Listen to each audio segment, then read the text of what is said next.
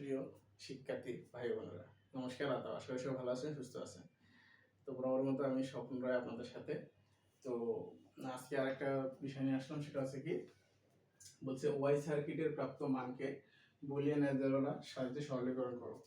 Y circuit, এই পুরো সার্কিটটাকে আমরা ধরতে পারি কি, পুরো সার্কিটটার নাম হচ্ছে ওয়াই সার্কিট। ওয়াই সার্কিট, এই পুরো সার্কিটটার নাম হচ্ছে ওয়াই সার্কিট। তো এখানে বলছি কি ওয়াই সার্কিটের প্রাপ্ত মানকে বুলিয়ান অ্যালজেব্রার সাহায্যে সরলীকরণ করো। তো বুলিয়ান অ্যালজেব্রার সাথে সরলীকরণ করব। এখানে দেখেন, এদিকে পুরোটাই আপনার দেখার দরকার নেই, এখানে কি আছে জাস্ট শুধু এই যে এইটুকু দেখেন, এই মানটা আমরা বের করব। কি বলছে, যেহেতু বলছে যে ওয়াই সার্কিটের প্রাপ্ত মানকে বুলিয়ান অ্যালজেব্রার সাহায্যে সরলীকরণ করো। তো এখানে প্রাপ্ত মানটা কি দেখেন, এখানে প্রাপ্ত মান দেখেন এইটা y equal a b c plus c plus bc। তো y ইকুয়াল এখানে প্রাপ্ত মানটা আছে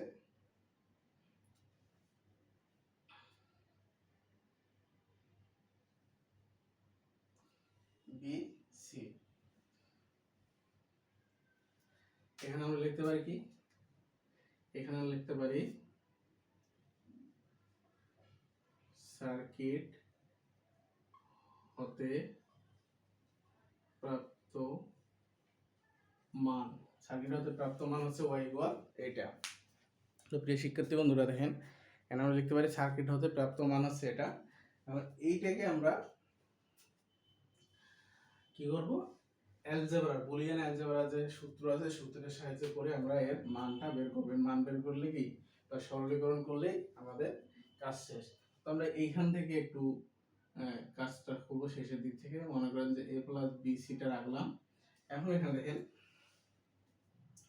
এখন আমি এখানে যদি দুইটা সি আছে না, তো আমি এখানে যদি লিখি সিটা যদি নেই, তাহলে এখানে থেকে ওয়ান প্লাস বি। দুইটা সি থেকে যদি আমি একটা সি কমন নেই, তাহলে থাকে কি one plus B, one plus B.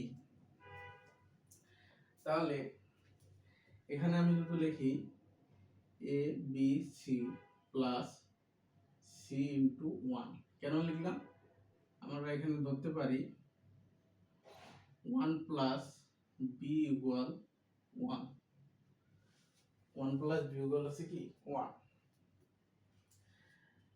তারপরে শেষ, এটুকু আমরা লিখলাম। এখন এখানে দেখেন, এখানে একটু আরেকটু কাজ আছে।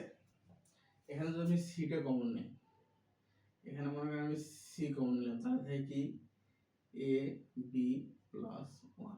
এখানে সি কমন নেই, তাহলে থাকে কি এ বি প্লাস ওয়ান। ওই একই সূত্র যদি ফলো করি আমি, সি প্লাস ওয়ান আমি লিখতে পারি। তাহলে এখানে আমি ধরতে পারি কি এ অথবা B plus one equal one. মানে এটা আছে, তুমি এ প্লাস ওয়ান ধরলেও ওয়ান হবে, বি প্লাস ওয়ান ধরলেও ওয়ান হবে। মানে যেহেতু এ বি আছে, আমি যদি লিখি যে A B equal one, A B plus one equal one, তাহলে তুমি এটা লিখতে পারো। তো প্রিয় শিক্ষার্থী ভাই বোনেরা, আশা করি আপনি যে লজিক বুলিয়ান অ্যালজেব্রার যে লজিক সরলীকরণটা, এখানে তাহলে কি দাঁড়াইতেছে, এখানে দাঁড়াইতেছে শুধু সি, সি হচ্ছে অ্যান্সার। দেখেন, বুলিয়ান অ্যালজেব্রার যে সরলীকরণ, এটা শুধু জাস্ট আপনি যদি সূত্রগুলো মনে রাখতে পারেন, আপনি ইজিলি সেগুলো সমাধান করতে পারবেন। আর এখানে দেখেন আপনার সব দেওয়াই আছে। তো এখানে আপনার এটা কি হবে, আপনার ধরুন গ নাম্বার একটা প্রশ্ন দিল যে নিচে ওয়াই সার্কিট, এটা হচ্ছে একটা ওয়াই সার্কিট, এই ওয়াই সার্কিটের যে সরলীকরণ প্রাপ্ত ওয়াই সার্কিট হতে প্রাপ্ত যে ওয়াই ইকুয়াল এই মানটা পেয়েছি, এই মানটাকে বুলিয়ান অ্যালজেব্রার সাহায্যে প্রকাশ করব, বুলিয়ান অ্যালজেব্রা সরলীকরণ করো। তখন আপনি কি করবেন, জাস্ট মানটা বসাইবেন, তারপরে আপনার সব হচ্ছে যে সূত্রের খেলা। সূত্র যে যত সূত্র এক্সপার্ট, তারা তত সহজেই বুলিয়ান অ্যালজেব্রার যে সরলীকরণ এগুলো লিখতে পারবেন।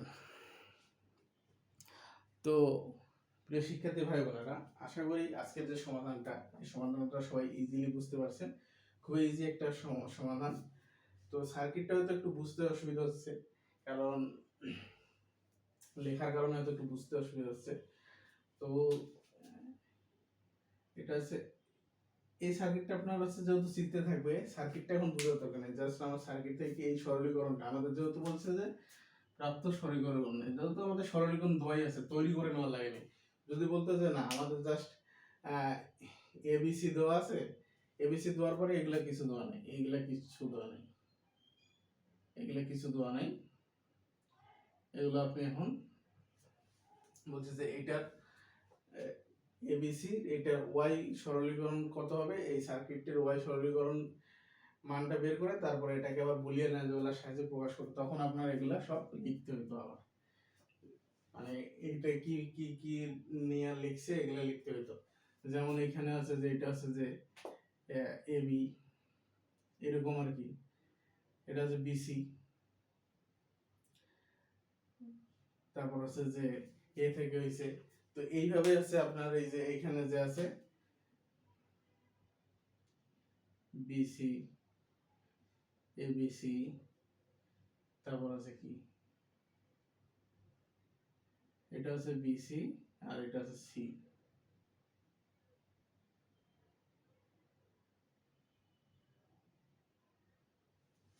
যাই হোক,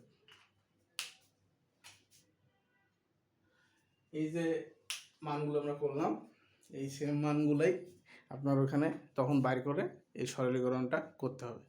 তো প্রিয় শিক্ষার্থী ভাই বোনেরা, আশা করি এই যে লজিক সরলীকরণের যে বুলিয়ান অ্যালজেব্রার সাথে প্রকাশ, যে সার্কিট থেকে বুলিয়ান অ্যালজেব্রায় গত ক্লাসে করছি সার্কিট, বুলিয়ান অ্যালজেব্রা থেকে সার্কিট, আর আজকে করলাম সার্কিট থেকে বুলিয়ান অ্যালজেব্রায় সরলীকরণ।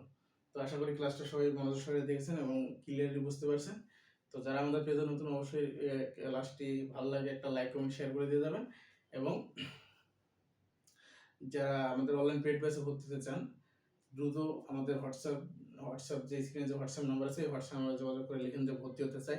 ভর্তির যে বিস্তারিত তথ্য সব আপনাদেরকে জানিয়ে দিবে আমাদের যিনি সাপোর্ট টিম আছে, সাপোর্ট টিম থেকে।